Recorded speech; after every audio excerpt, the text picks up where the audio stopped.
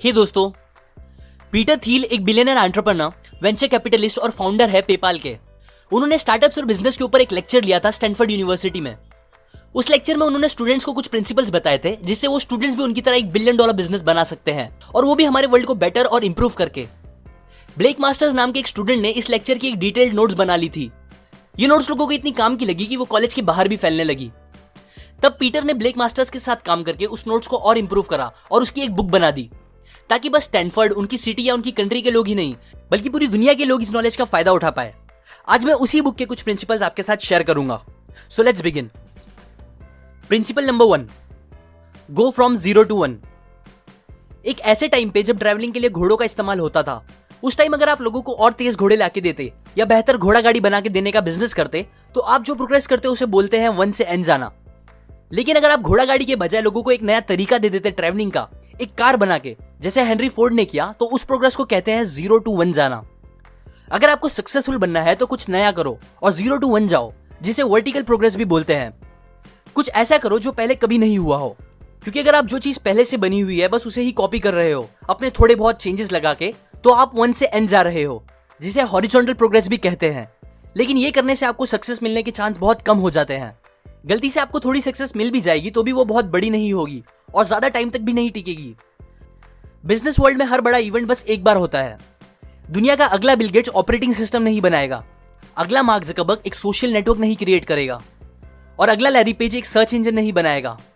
अगर आप इनके प्रोडक्ट को कॉपी कर रहे हो तो आप इनसे सीख रहे ही नहीं हो, क्योंकि इन लोगों को ह्यूज सक्सेस मिली जब वो 0 से 1 गए। पर अगर आप इन्हें एग्जैक्टली कॉपी करने का ट्राई करोगे तो आप बस 1 से N जा पाओगे, जो कि बेस्ट ऑप्शन बिल्कुल नहीं है।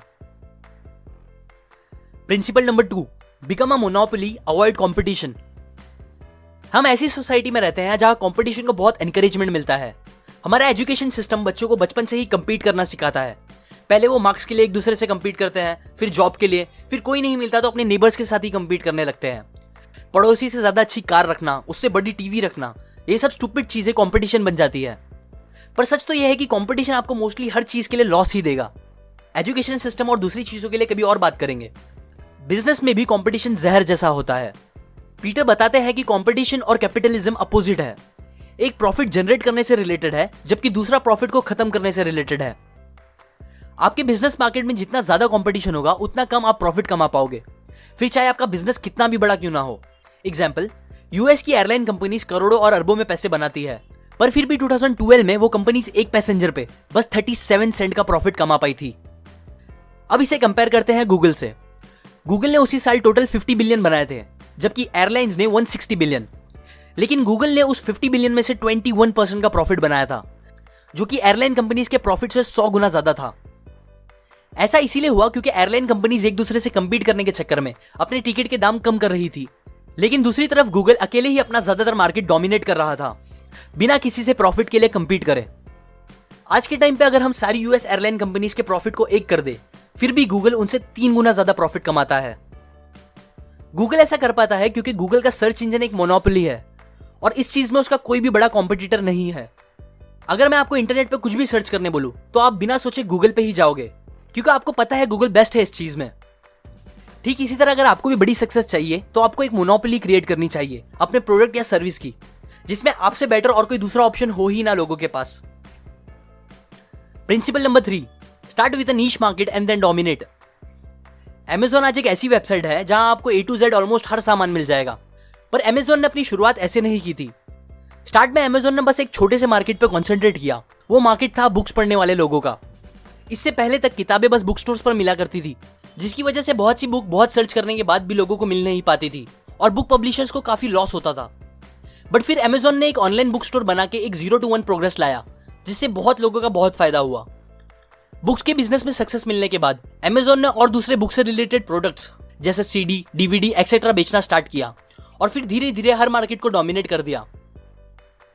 ऐसे ही एक और एग्जांपल है खुद पेपाल का। पीटर थील ने स्टार्टिंग में ये नहीं चाहा कि दुनिया का हर इंसान ऑनलाइन पेमेंट करना स्टार्ट कर दे, बल्कि उन्होंने बस एक छोटे से नीश मार्केट पे फोकस किया। ये मार्केट था eBay के यूजर्स का, जिन्हें हर दिन चीजों को खरीदने और बेचने के लिए चेक्स का यूज करना पड़ता था। पीटर ने उन्हें एक ऑनलाइन सोल्यूशन दिया पेपाल के फॉर्म में, जिससे वो लोग इजीली एक दूसरे को पैसे ट्रांसफर कर पाते थे और वो पैसे उन्हें फौरन मिल जाते थे, ना कि चेक्स की तरह जहां उन्हें काफी वेट करना पड़ता था पैसे मिलने के लिए। ईबे का छोटा सा मार्केट डोमिनेट करने के बाद पेपाल ने धीरे धीरे नॉर्मल लोगों को भी ऑनलाइन पेमेंट का इजी तरीका दिखाया, जिसके बाद पेपाल एक $1 बिलियन कंपनी बन गई। इसी तरह अगर आपको भी अपने बिजनेस को एक बड़ा सक्सेस बनाना है तो पहले एक छोटे से नीश मार्केट से स्टार्ट करो। छोटे से ग्रुप के लोगों की कोई एक बड़ी प्रॉब्लम सॉल्व करो जिसपे कोई ध्यान नहीं दे रहा है और जहां बहुत कम या फिर कंपटीशन हो ही ना आपके लिए। पहले वहां एकदम अच्छी सर्विस दो और फिर उसके बाद धीरे धीरे एक्सपांड करके रिलेटेड मार्केट को डोमिनेट करो। ये बात याद रखो कि एक बड़े से तालाब में एक छोटी सी मछली जिसे दूसरी बड़ी मछलियां कभी भी खा के आराम से खत्म कर दे, वो बनने से बेटर है कि पहले आप एक छोटे से तालाब की एक बड़ी मछली बनो और फिर उसके बाद बड़े तालाब में जाओ। जब आप ये सारी बातें याद रख के बिजनेस स्टार्ट करोगे तो आपके सक्सेस होने के चांस बहुत ज्यादा बढ़ जाएंगे। ये कुछ प्रिंसिपल्स मैंने आपको 0 to 1 by Peter Thiel book से बताई है। अगर आपको बिजनेस या स्टार्टअप इन वर्ड्स में थोड़ा भी इंटरेस्ट है तो आपको ये बुक डेफिनेटली पढ़नी चाहिए।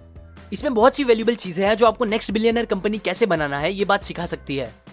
नीचे दिए गए डिस्क्रिप्शन लिंक में जाके आप ये बुक खरीद सकते हो।